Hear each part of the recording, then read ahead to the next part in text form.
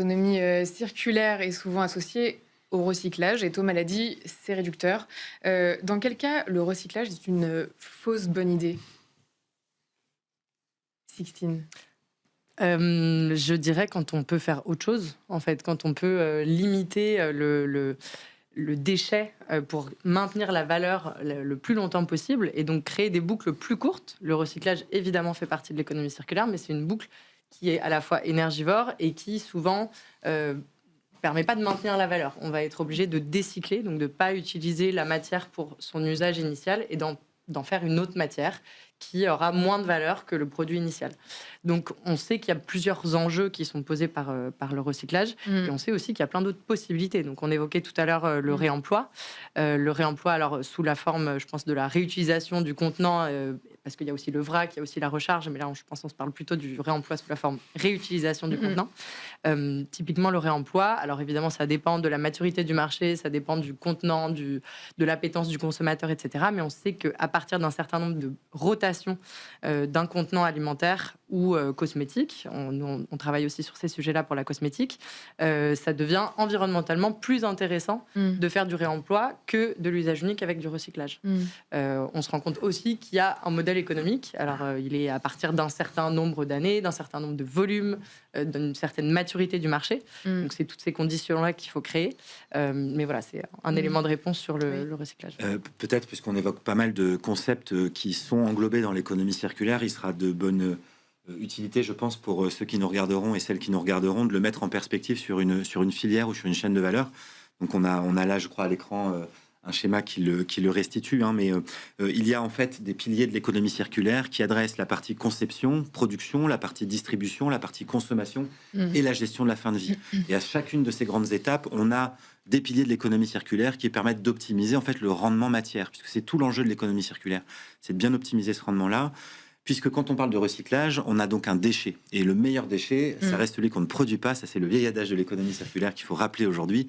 Et donc, il y a plein de façons de faire dans l'éco-conception des produits pour que dès lors qu'il y a une pièce qui est cassée, qu'il y a une fonctionnalité qui n'est plus adressée, on puisse soit le séparer pour récupérer les différentes matières ou les utiliser à d'autres fins, le réemploi, le détournement d'usage, etc. Donc, en fait, en réalité, donc le schéma le présente bien, il y a plein de façons d'agir avant d'arriver à l'état de déchet, qui est donc cette valeur économique qui s'est perdue au fil du temps et qui aurait peut-être pu être réinjectée dans le circuit par le biais notamment des différents mécanismes que Sixtine a évoqués. Sur le sujet déchets, on parle vraiment d'une hiérarchie de traitement des déchets. Donc, il faut imaginer voilà, une pyramide. Et le recyclage n'est pas en haut de cette pyramide. Effectivement, il y a des choses mieux à faire avant le recyclage, qui est juste focalisé sur la partie matière. On se parle donc de réemploi, on se parle de réparation, de reconditionnement. Donc tout ça, effectivement, ça forme des boucles. Et la boucle est de plus en plus grande. La boucle du recyclage, c'est loin d'être une fausse bonne idée. Parce que c'est quand même un mode de traitement qui est beaucoup plus vertueux que l'enfouissement. J'aime bien dire l'enfouissement. Vous levez le tapis, vous mettez toute la poussière en dessous et vous partez, vous verrez ce qui se passe dans quelques années. Ou même l'incinération. Donc l'incinération, même quand derrière il y a une récupération de la valeur calorique, on chauffe, on brûle, ça va dans des réseaux de chaleur, c'est pas complètement perdu. Néanmoins, c'est en dessous, dans cette fameuse hiérarchie de traitement des déchets, du recyclage, qui est même en dessous du réemploi, qui est même en dessous de la réparation. Donc voilà, il faut vraiment imaginer ces différentes boucles et se poser la question, quand on a un produit en fin de vie, de la meilleure boucle qu'on peut avoir. Je vais prendre un petit pas de côté. L'économie circulaire, c'est pas une idéologie. Le recyclage, le réemploi, etc., ce sont des techniques. Et il y a plein de modèles circulaires qui sont nuls.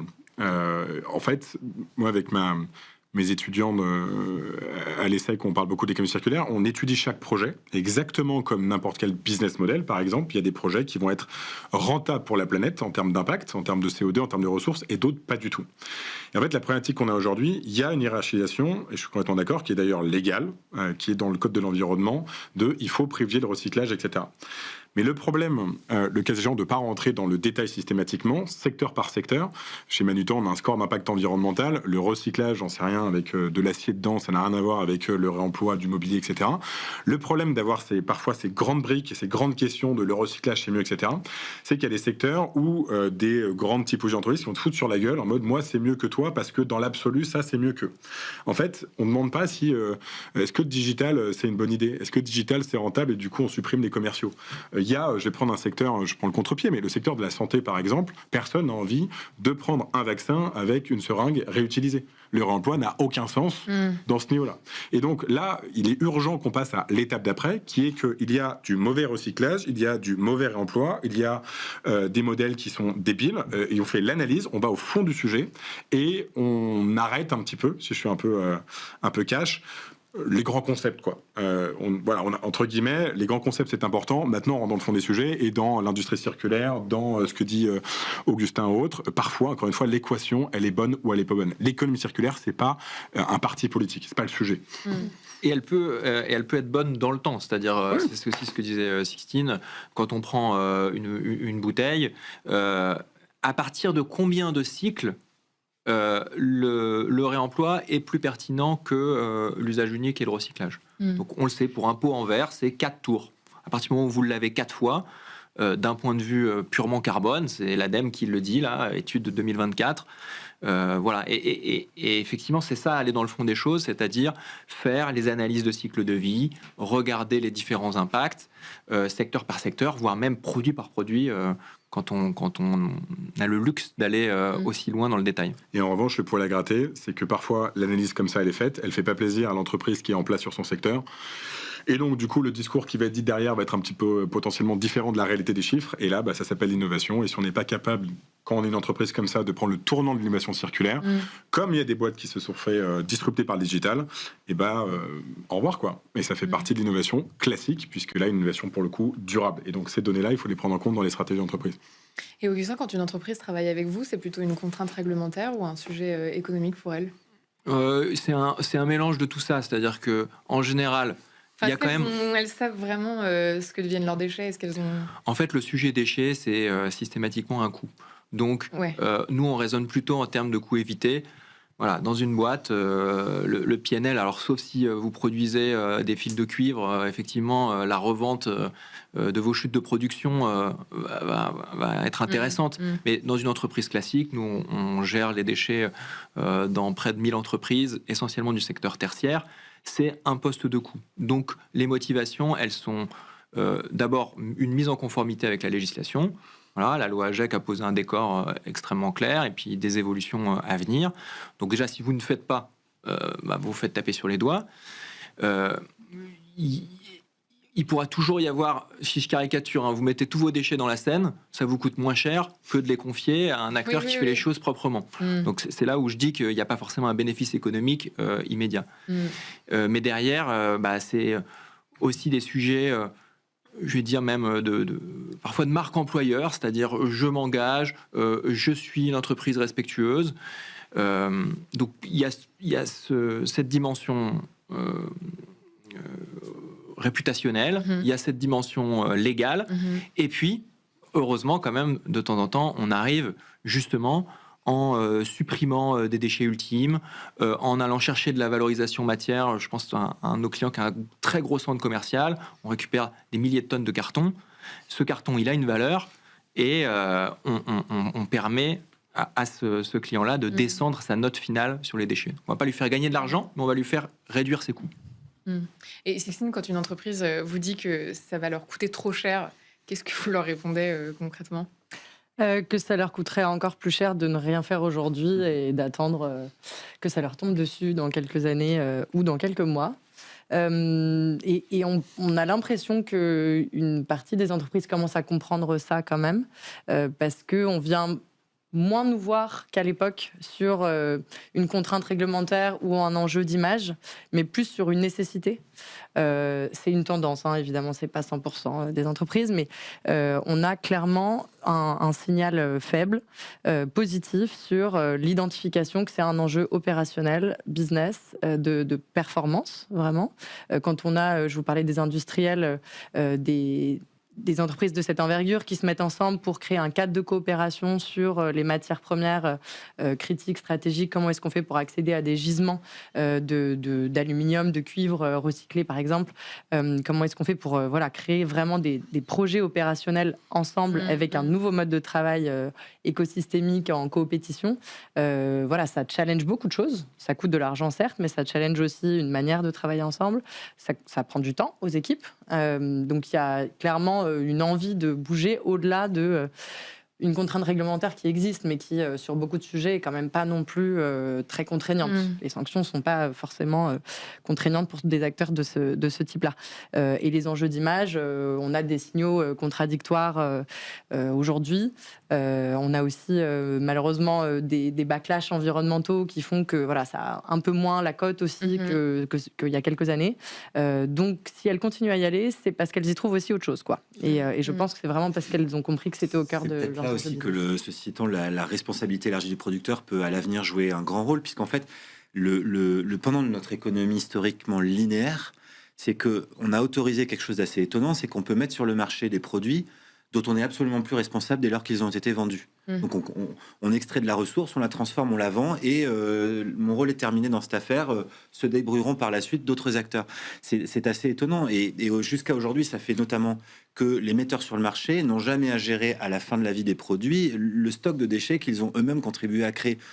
Et je vais faire un parallèle dans notre vie. Quand on génère des déchets avec des poubelles et que tout d'un coup, il n'y a plus de ramassage en bas de chez nous, on se rend très vite compte qu'on en génère beaucoup trop. Donc la responsabilité élargie du producteur dit notamment désormais des metteurs sur le marché devront se soucier de la fin de vie et du traitement de la fin de vie de ces produits. Je pense qu'on va avoir du mal à ce qu'elle soit pleinement appliquée, établie pour toutes les filières, etc. Parce que des discussions qui sont en cours, notamment au niveau européen. Mais si on arrive à mettre ça en place, je pense que ça changera beaucoup de choses. Parce que là, les enjeux d'image, ils seront majeurs. Les enjeux du modèle d'affaires de ces acteurs-là sera aussi très fortement bousculé. Donc, j'espère sincèrement qu'on arrivera à faire avancer beaucoup le sujet, en France notamment. La résonance aussi par rapport à ta réponse, elle est beaucoup sur la gouvernance des entreprises. Moi, chez Manutan, j'ai une chance folle, qui est que c'est une entreprise avec une gouvernance qui ne change pas, parce que c'est un groupe familial et qui est non coté. Et c'est extrêmement important, puisque l'économie circulaire, elle demande de la patience et d'avoir une vision sur la pérennité de l'entreprise à long terme. Et aujourd'hui, il y a un truc que fait pas la circularité, c'est de faire exploser votre cours de bourse si vous faites un investissement circulaire.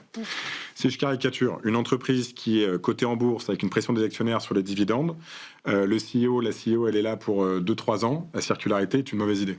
Parce que c'est pas un truc qui va faire exploser, encore une fois, la valorisation dans le modèle actuel de la financiarisation, notamment de la bourse. En revanche, si votre entreprise vous intéresse à 10, 20, 30, 40 ans et que vous en fichez complètement d'un cours de bourse qui ne révèle pas d'ailleurs parfois la solidité de l'entreprise, là, vous avez des vrais leaders, des femmes et des hommes qui vont dire la circularité, il n'y a pas le choix. Et moi, je n'ai pas trouvé la solution. Pas de faire switcher les boîtes, encore une fois, qui, dès qu'on leur en parle, quand on parle à des femmes ou des hommes qui dirigent notamment les entreprises intermédiaires, il n'y a pas de débat. Et en revanche, je vais faire switcher ceux qui sont en mode, moi, je suis là pour 2 ans, tu as explosé le cours de bourse et repartir derrière. Ça, c'est plus compliqué. Il faut qu'on trouve un levier à ce niveau-là qui est pas évident.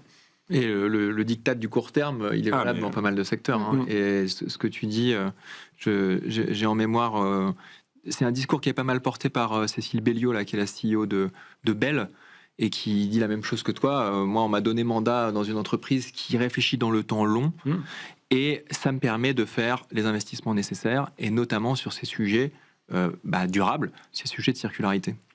Dans le temps court, vous réagissez qu'aux crises. C'est la crise du gaz, du pétrole, etc., la guerre en Ukraine, mais on peut espérer qu'il y ait des transformations en dehors des crises. C'est le seul moyen de faire switcher ces boîtes qui réfléchissent que, encore une fois, valorisation. Dans les nouveaux standards de Bicorp dont on parle parfois ici, c'est intéressant d'observer que justement la gouvernance est assez liée à la circularité et au fonctionnement en coopération. C'est-à-dire qu'au-delà de mesurer des rendements matières ou la baisse des impacts environnementaux des ressources, les entreprises sont désormais questionnées sur leur organisation pour assurer une vision suffisamment long terme pour qu'on puisse engager des actions qui malheureusement à très court terme sont rarement directement bénéfiques au niveau économique.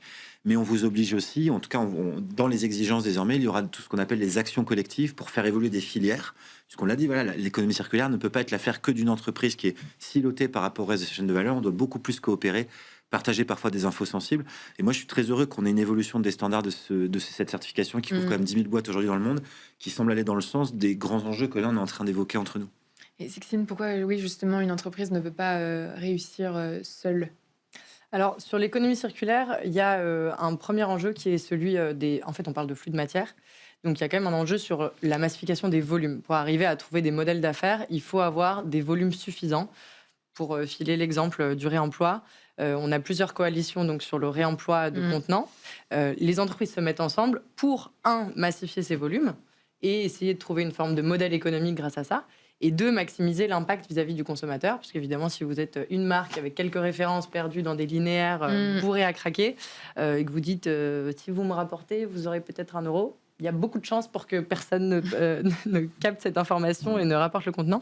Et surtout, ça coûterait beaucoup trop cher de laver juste une marque. Donc, à tout point de vue, c'est nécessaire de massifier, de maximiser l'impact. Donc ça, c'est la première raison. Et ensuite, la deuxième raison, ce qu'on disait sur la réglementation et les financements, c'est que finalement, il faut faire de l'influence. Et pour faire de l'influence, il faut être un groupe d'entreprises. C'est ce que peuvent faire des collectifs comme Bicorp, c'est ce que peuvent faire des coalitions d'entreprises, des fédérations aussi, sur ce volet-là, d'aller chercher du plaidoyer en identifiant quels sont les enjeux sur lesquels ils vont avoir besoin d'un soutien public, que ce soit financier ou d'adaptation des dispositifs existants. Donc je pense que c'est au moins 2 raisons pour lesquelles il faut travailler en collectif. Et en l'état, qu'est-ce qui empêche cette coopération? Je pense que c'est un historique culturel. Le partage. Vous parliez de gouvernance et de culture. La société et l'économie surtout ultra compétitive dans laquelle on est nous a pas appris à travailler en coopétition. Donc il faut réapprendre ça. Il faut comprendre qu'en écosystème, on est plus fort sur certains enjeux, ce qui n'annule absolument pas la compétition sur d'autres enjeux. On a Pernod Ricard, Campari, Bacardi, etc. dans notre coalition sur le réemploi des bouteilles. Oui. Évidemment, ils sont concurrents sur le business. Il n'y a pas de sujet là-dessus. Vous réunissez les producteurs, les distributeurs, les logisticiens. Qu'est-ce qui est le plus difficile à aligner? Alors, ça va dépendre des sujets, mais il peut y avoir sur l'image, quels vont être les messages qu'on va véhiculer, parce qu'ils vont tous avoir des discours, une manière de parler aux consommateurs qui est différente, et ils ont une image de marque, un marketing qui est différent. Et donc, comme je disais sur le réemploi, il faut quand même avoir une forme de cohérence globale du discours pour que ça fonctionne. Sinon, s'il y a 1 euro par-ci, 1 euro par-là, une fois on ramène là, machin. Il faut de l'interopérabilité. Il faut un discours cohérent globalement. Donc ça peut être un enjeu de réussir à les aligner là-dessus. Après, ce qu'on observe quand même globalement, c'est que ça fonctionne bien. Franchement, l'alignement, une fois qu'on a défini un projet commun, qu'on a une vision claire, qu'on a... on aime bien dire qu'on sait d'où on part, on sait où on va, donc le A, le Z, on sait le B, l'étape juste après, et par contre, ce qu'il y a entre le B et le Z, on ne sait pas trop comment ça va se passer, mais ce qui est important, c'est de garder le Z et de construire ensemble ces différentes étapes. C'est culturel avant toute chose. C'est ce qu'on peut observer, en tout cas, d'un point de vue coalition. Parce que et puis ça marche quand il y a des intérêts communs. Là, on parlait d'économie d'échelle. S'il faut faire des investissements massifs, on est content de les partager avec ses petits camarades. Et puis là, plutôt des coalitions, on va dire, secteur par secteur. Mais quand on se parle d'économie circulaire, on se parle de changer aussi le système. Donc, c'est pas uniquement des acteurs du même secteur qui se mettent ensemble, c'est tout le système qu'il faut changer. Et l'exemple du réemploi est assez parlant. En ce moment, l'éco-organisme Citeo, donc qui est en charge des emballages, a lancé une très grande expérimentation pour justement accélérer le réemploi en grande consommation. Mais du coup, il faut aligner les industriels en amont, donc les metteurs en marché, ceux qui vont mettre les produits, les Danone, les Bonduelle, les Heineken, etc. Après, il faut aller voir les distributeurs. C'est quand même tout un autre secteur pour leur dire, effectivement, mettez-les dans les rayons pour que ça fonctionne. Après, il faut évidemment parler aux consos, dans ce que tu disais, ce que vous disiez, qui est effectivement... pour que le sujet existe d'un point de vue communication. Et derrière, il y a encore toute une chaîne industrielle, c'est-à-dire des transporteurs, recréer un maillage dense de structures qui lavent ces emballages. Donc toute cette boucle, c'est un système complet, et c'est pour ça que ça ne se fait pas en un claquement de doigts, et c'est pour ça qu'on a besoin les uns des autres pour que ça marche. Pour revenir là-dessus, c'est très intéressant votre question, parce que le qu'est-ce qui bloque? La première raison, c'est que l'économie actuelle linéaire est suroptimisée et fonctionne extrêmement bien d'un point de vue financier. Si je prends la distrib B2B, les transporteurs, le monde tourne sur 3-4 transporteurs. Si je prends les logiciels utilisés dans les entrepôts, parce que la question du logiciel qu'on va utiliser pour faire de l'industrie circulaire, il faut l'adapter, c'est encore un truc où il faut y tout le monde. Tout le monde utilise les mêmes warehouse management system ou order management system, c'est comme SAP.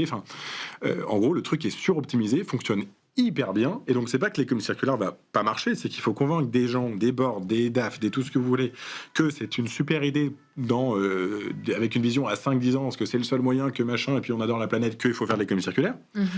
Alors que le système actuel, d'un point de vue financier, fonctionne extrêmement bien et qu'on n'est pas si pénalisé que ça d'un point de vue réglementaire ou d'un point de vue financier. Et donc c'est pas technique le problème. C'est encore une fois, les gens ont l'habitude. L'exemple parlant aussi, c'est qu'aujourd'hui, si je veux faire livrer 2 chaises, y compris en B2B dans Paris, ça me coûte beaucoup moins cher que d'aller collecter les 2 mêmes chaises, les chaises usagées potentiellement, les collecter pour les faire reconditionner. Parce que ces transporteurs-là n'ont jamais créé une business unit dédiée à ce qu'on appelle la collecte préservante, qui est un sujet différent d'un secteur à l'autre, puisqu'on ne va pas collecter de la même manière des bocaux en verre ou je sais quoi que des tables. Mais le sujet est le même, c'est que personne s'est attelé à optimiser ça et à baisser les coûts, donc à rendre des modèles rentables, etc. Et alors, pardon. Je réagis là-dessus parce qu'il y a un exemple intéressant, ce qu'on appelle la reverse logistique, et c'est par exemple le groupe La Poste qui a expérimenté ça, alors à des échelles sans doute encore assez modestes, mais dire, puisque les facteurs vont constamment chez les gens pour déposer du courrier, peut-être qu'ils pourraient ramener dans leur camionnette des éléments, peut-être de chaises ou d'autres choses. Donc en fait, on peut trouver de la super optimisation aussi dans les boucles circulaires, mais voilà, c'est là qu'il faut faire parler La Poste avec des citoyens, des citoyennes, avec des industriels, avec des warehouses, et aujourd'hui, il n'y a pas forcément d'acteurs, de centres névralgiques de ça pour le mettre en place, à la différence d'une économie linéaire où je te passe la balle et puis à la fin, ça finit à la poubelle. C'est ça la vraie diff. Et alors, justement, d'ici 5-10 ans, qu'est-ce qui différenciera les entreprises qui auront pris ce virage tôt de celles qui le subiront, en fait? Leur santé économique. Non, mais je reviens à ce que je disais à l'édito, pardon, je rentre en premier sur la question, mais face à des pénuries potentielles grandissantes, à des ruptures de chaîne d'approvisionnement, à des explosions de coûts, on l'a déjà évoqué ici, par exemple, sur l'alimentaire, le coût d'acquisition, ne serait-ce que de fruits, par exemple, de pays d'Afrique du Nord qui ont des rendements qui baissent, fait que les entreprises qui n'auront pas suffisamment pris le parti de la circularité, alors on va peut-être pas recycler du jus d'orange, mais on se comprend, seront sans doute, on va pas dire assurément, mais très certainement plus robustes que des acteurs qui aujourd'hui continuent un modèle linéaire classique. Et puis peut-être aussi que dans certains cas, on n'a pas encore du tout parlé aujourd'hui des consommateurs, mais que la vision grandissante d'un monde où les déchets s'entassent et deviennent dans certaines zones du monde même plus sous le tapis. Voilà, on peut plus les mettre sous le tapis, par exemple, je trouvais pas le mot, fera que les comportements vont évoluer et les attentes des consommateurs vis-à-vis des marques et des metteurs sur le marché évolueront aussi. Oui, Pierre-Emmanuel. Non, mais pour rebondir là-dessus, je pense qu'une entreprise qui aura vraiment pris le virage, c'est l'opportunité d'imposer ses standards. En fait, globalement en Europe, si on est un peu cash, on se fait imposer plein de trucs.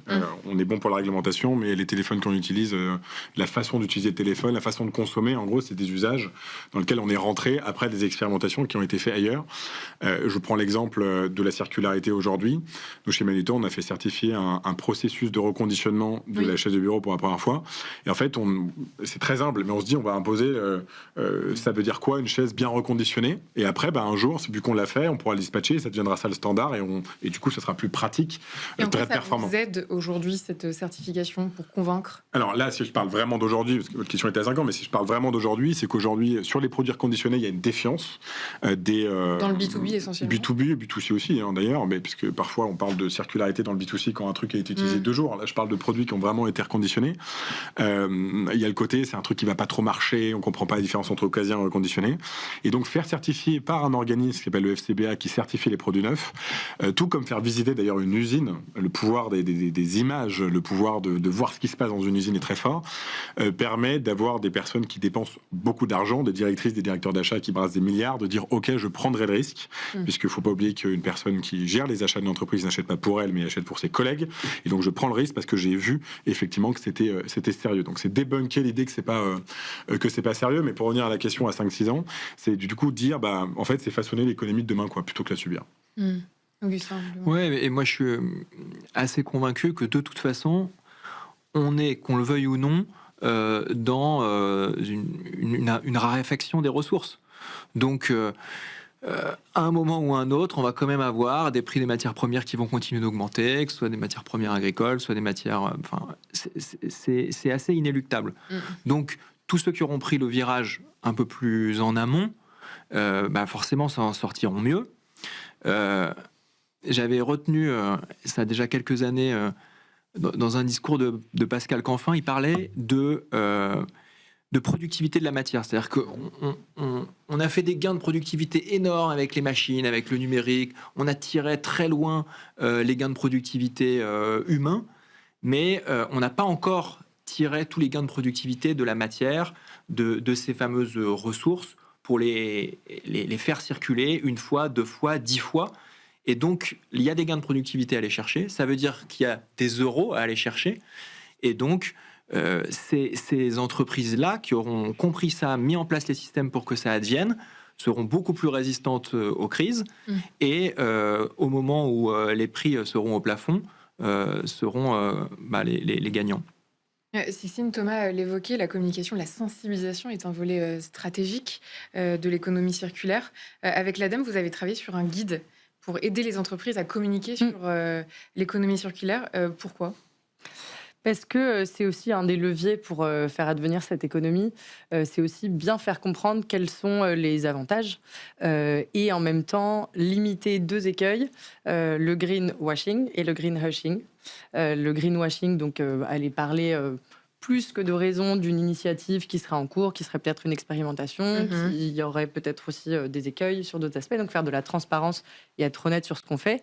Et le greenhushing, c'est pour le coup, mettre en place des choses intéressantes qui ont vocation à se développer, à inspirer aussi peut-être des concurrents, d'autres acteurs de l'écosystème, à apporter cette information au pouvoir public et aux consommateurs, et le taire par peur aussi du backlash, quand on n'est pas encore irréprochable. Évidemment, aucune entreprise et aucun humain. C'est pour ça que les entreprises font du greenwashing, c'est parce qu'elles ont peur du... Potentiellement, ça peut faire partie des raisons. Ouais. Alors qu'on les accuse de greenwashing. Exactement. Ces dernières semaines, au Royaume-Uni, il y a eu un cas intéressant de plusieurs marques, dont Lacoste, Coca-Cola de mémoire, qui se sont vues reprendre par l'autorité de régulation de la publicité locale pour des allégations environnementales jugées fausses par le régulateur et qui ont dû annuler en fait une campagne dans laquelle elles avaient forcément investi un certain montant. C'est peut-être aussi pour ça que derrière elles préfèrent ne plus communiquer sur ce genre de sujet. Donc ça, c'est un autre problème, parce que vivons bien, vivons cachés. Je suis pas sûr que ça servira à une accélération de la transition. Après, c'est quand même codifié, c'est-à-dire que le greenwashing, aujourd'hui, il y a un cadre réglementaire, on est capable de dire si c'en est ou si c'en est pas. Donc, ouais, mais entre ce qu'il y a dans la loi et ce qui va être perçu par la société civile, il peut y avoir parfois un écart, ou dans l'application de la loi d'ailleurs, tout simplement. Donc, en tout cas, nous, les recommandations qu'on a faites avec l'ADEME dans la rédaction de ce guide, qui est en accès libre sur le site de l'ADEME et sur le site de Circulaire, c'est par exemple communiquer avec transparence, contextualiser si c'est une expérimentation, si c'est une initiative localisée, remettre dans le contexte, expliciter les termes, ne pas avoir des termes trop englobants. Pas utiliser les mots responsable et durable à tout va, essayer d'être précis. C'est vraiment une ligne de crête et c'est un exercice très difficile, évidemment, parce que généralement, alors quand c'est du temps d'antenne sur une pub de quelques secondes à la télé, c'est très très difficile d'aller expliquer certains concepts. Ce qu'on disait tout à l'heure sur l'économie circulaire, déjà on a mis à peu près 1 heure à définir ce que c'était. Donc il faut être très très précis et en même temps ne pas tomber dans des écueils qui rendrait le message confus ou qui seraient carrément illégaux. Donc on ne dit pas du tout que c'est facile, on essaye juste de donner des clés pour naviguer un peu dans cet exercice complexe. Et justement, on a une illustration en plateau chez Manutan. Comment est-ce que vous... De greenwashing, du coup vous êtes plutôt greenwashing ou greenwashing? Non, mais comment vous trouvez le bon équilibre et Non, mais disons que c'est l'objectif qui est important, c'est que quand on communique, je rejoins ce que tu disais, c'est pour potentiellement inspirer ou emmener le secteur. Ça doit être en fait l'unique chose. Moi, j'ai la chance d'être dans une entreprise intermédiaire où la politique, c'est pour le coup vivons heureux, vivons cachés. Les ETI, en gros, à part certaines personnes les connaissent. C'est un peu une culture familiale des territoires, pas des plateaux télé, etc. Donc il n'y a pas cette culture de dès qu'il y a un truc, il faut en parler. Donc je serais plutôt dans l'univers greenwashing chez Manutan. En revanche, si on prend un secteur, donc nous, notre usine de reconditionnement est sur le mobilier, il y a besoin de créer des coalitions, il y a besoin de savoir qui fait quoi et faire une émission. Ça veut dire que quelqu'un va peut-être nous recontacter derrière. Ah, moi j'ai lancé une initiative sociale et solidaire dans tel endroit, peut-être ce serait hyper intéressant que vous veniez, etc. Et ça, c'est extrêmement hyper vertueux. Donc c'est plutôt dans ce cadre-là. Je rebondirais aussi sur le fait que dire que greenwashing ou greenwashing, de manière générale, l'économie circulaire souffre énormément d'être totalement inconnue.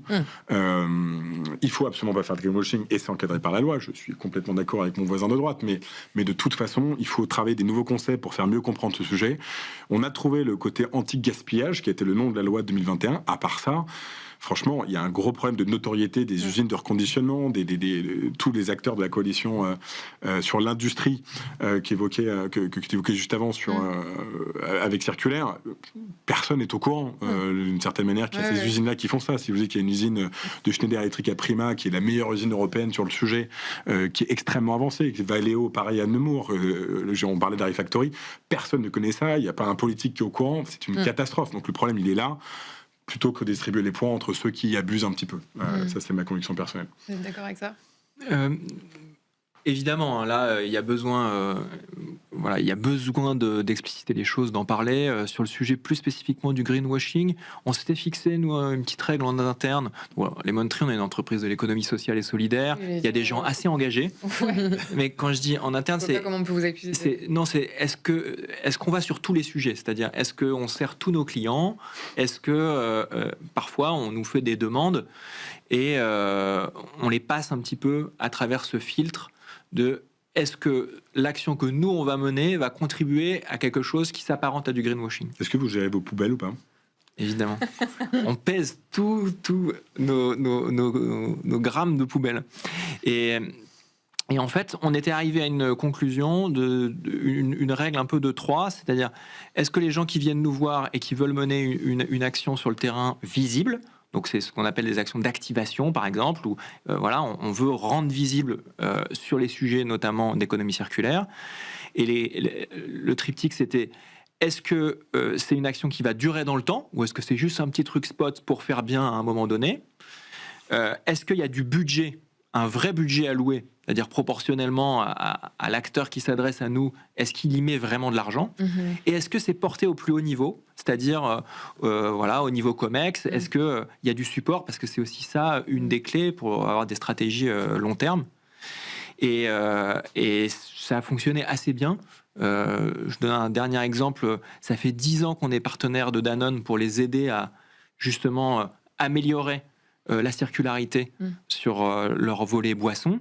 Et je dis bien 10 ans, c'est-à-dire c'est bien quelque chose dans le temps long qui a été porté au plus haut niveau, même avec les changements de PDG, etc. Il continue. D'ailleurs, il s'engage, et particulièrement dans Bicorp.